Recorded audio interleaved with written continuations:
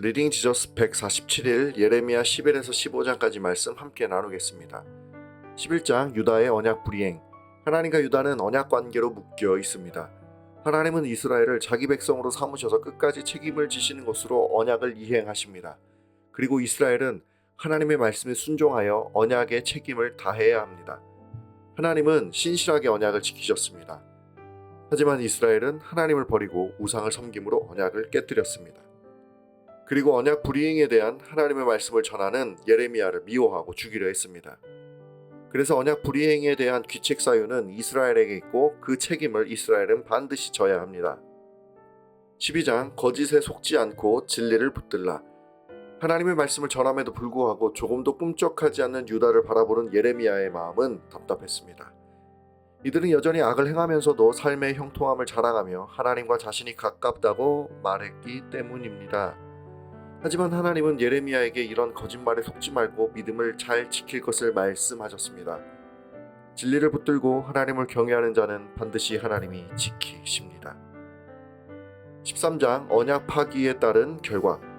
하나님은 예레미야에게 허리에 두른 띠를 물가에 감추어 썩게 하셨습니다. 하나님과 유다는 언약의 끈으로 묶여 있었지만 이제 유다와 묶였던 끈이 썩어 끊어졌으므로 더 이상 이제 하나님과 상관없는 자가 되었습니다. 또한 이들은 술에 취한 자들처럼 짐승처럼 행동하는 자들로 스스로 망할 자처럼 행동하고 있습니다. 계속해서 사로잡힌 양떼, 산고를 겪는 여인, 구스인과 표범, 바람에 흩어지는 검불의 이미지를 통해 이들의 교만함과 그들의 심판에 대해 말씀하셨습니다. 14장 엎친 데 덮친다. 유다는 대적의 침략뿐만 아니라 가뭄이라는 재앙을 겪게 될 것입니다.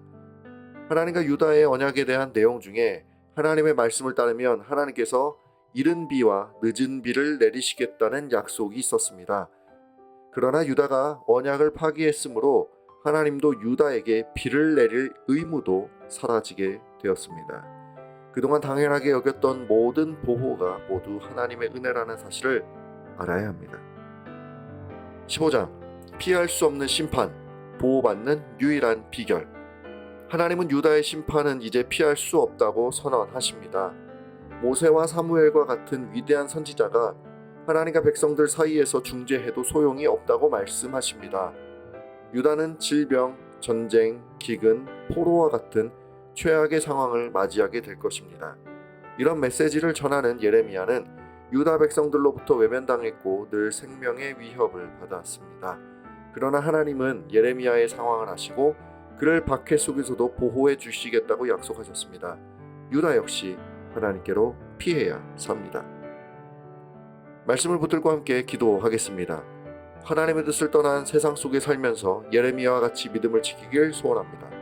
하나님의 크심과 영광을 알게 해주셔서 내 영혼이 하나님을 신뢰하고 붙들며 살아갈 수 있도록 인도해 주옵소서. 설령 하나님을 믿는 믿음 때문에 어려운 일이 생기더라도 하나님을 의심하거나 떠나지 않고 끝까지 하나님을 붙들고 살아가는 당신의 자녀 되게 하옵소서. 하나님을 향한 믿음과 확신을 가지고 오늘 하루의 삶을 사랑과 정직 그리고 성실로 하나님의 마음을 시원하게 하는 우리의 삶 되게 하옵소서. 예수님의 이름으로 기도드립니다. 아멘.